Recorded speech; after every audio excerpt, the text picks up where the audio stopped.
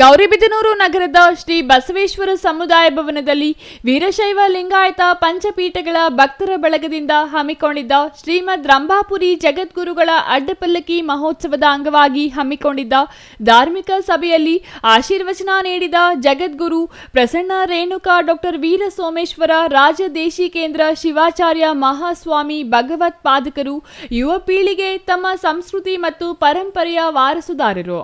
ಅವರು ಧಾರ್ಮಿಕ ಮೌಲ್ಯಗಳನ್ನು ಅರಿತು ನೈತಿಕ ಬದುಕು ನಡೆಸಿದರೆ ಸಮಾಜ ಸುಧಾರಣೆ ಸಾಧ್ಯ ಎಂದರು. ಸಮಾಜದಲ್ಲಿ ಭಿನ್ನಾಭಿಪ್ರಾಯಗಳು ಇದ್ದರೂ ಪರಸ್ಪರ ಗೌರವ ಮತ್ತು ಸಹಿಷ್ಣುತೆಯಿಂದ ನಡೆದುಕೊಂಡರೆ ಮಾತ್ರ ಸಮಗ್ರ ಅಭಿವೃದ್ಧಿ ಸಾಧ್ಯ. ಧರ್ಮವು ಮಾನವನನ್ನು ಒಗ್ಗೂಡಿಸುವ ಶಕ್ತಿಯಾಗಬೇಕು, ಅದು ವಿಭಜನೆಗೆ ಕಾರಣವಾಗಬಾರದು. ಧಾರ್ಮಿಕ ಚೈತನ್ಯ ಹೆಚ್ಚಲಿ, ಎಲ್ಲರ ಜೀವನದಲ್ಲಿ ಶಾಂತಿ, ಸುಖ, ಸಮೃದ್ಧಿ ನೆಲೆಸಲಿ ಎಂದು ಆಶೀರ್ವದಿಸುತ್ತೇನೆ ಎಂದರು. ಗೋಲೋಕದ ಶಿವನಾಗಿ 35 ವರ್ಷಗಳ ಕಾಲ ಸಂಚಾರ ಮಾಡಿ ಬಹುಶಃ ಅವರಿಗೆ ಇಷ್ಟಲಿಂಗ ಅಂದರೆ ಪಂಚಪ್ರಾಣ.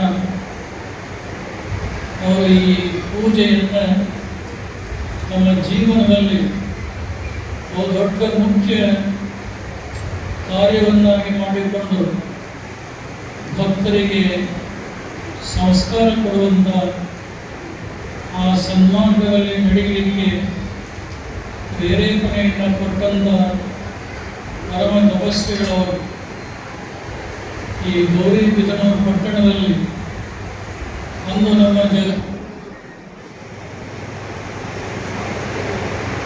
ಈ ಮಹಾಪೂಜೆ ಮಾಡಿದ್ರೋ ಇಲ್ವೋ ಗೊತ್ತಿಲ್ಲ. ಇವೆಲ್ಲವನ್ನು ಮಾಡಿದಂಥ ಪೂಜೆ ನೋಡಿದ್ರೆ ಅದರಂತನೇ ಇವತ್ತು ಪ್ರಸ್ತುತ ಜಗದ್ಗುರು ಕೂಡ ಅವರೇ ತಯಾರಿ ಮಾಡಿದಂಥ ಈ ಪೂಜಾ ಸಾಮಗ್ರಿಗಳೊಂದಿಗೆ ಪ್ರಸ್ತುತ ಜಗದ್ಗುರು ಕೂಡ 35 ವರ್ಷಗಳಿಂದ ಇದನ್ನು ಮಾಡಿಕೊಂಡು ಬರ್ತಾ ಇದೆ. ರಂಭಾಪುರಿ ಮಠ ಶ್ರೇಷ್ಠವಾದಂಥ ಅಗ್ರಗಣ್ಯವಾದಂಥ ಮಠ. ಅವರು ಈ ಮಠಕ್ಕೆ ಸಾವಿರಾರು ವರ್ಷಗಳ ಇತಿಹಾಸ ಇದೆ.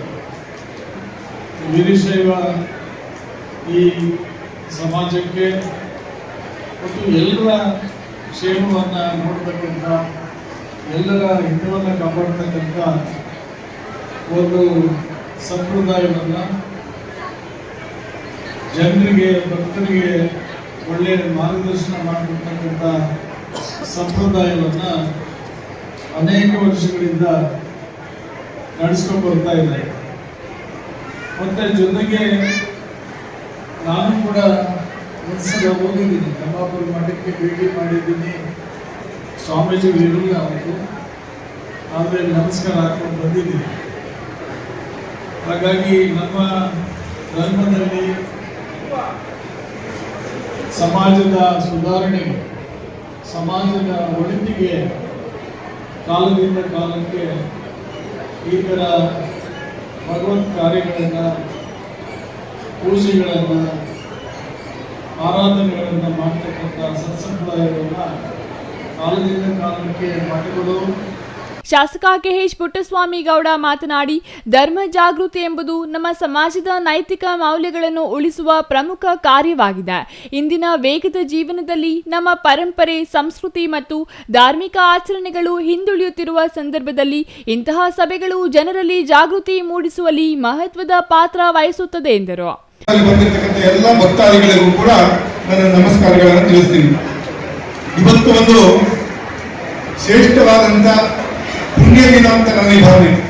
ಯಾಕೆಂದರೆ ಭಾರತ ಕಂಡ ಅನೇಕ ಮಠಗಳಲ್ಲಿ ಪಂಚಪೀಠ ಮಠಗಳು ಅಂತಂದರೆ ಪುರಾತನ ಕಾಲದಿಂದಲೂ ಕೂಡ ಸರ್ವಶ್ರೇಷ್ಠ ಮಠಗಳಾಗಿ ಇಡೀ ನಮ್ಮ ಭಾರತ ಖಂಡದ ಎಲ್ಲ ಜನತೆಗೆ ಒಳ್ಳೆಯದನ್ನು ಬಯಸಿ ಎಲ್ಲರೂ ಕೂಡ ಧಾರ್ಮಿಕ ಭಾವನೆಯಿಂದ, ಒಂದು ಮಾನವೀಯತೆಯಿಂದ, ಅನ್ಯೋನ್ಯತೆಯಿಂದ ಬದುಕುವಂಥ ಒಂದು ಮಾರ್ಗದರ್ಶನವನ್ನು ಮಾಡಿದಂಥ ಪೀಠಗಳು ಪಂಚಪೀಠಗಳು.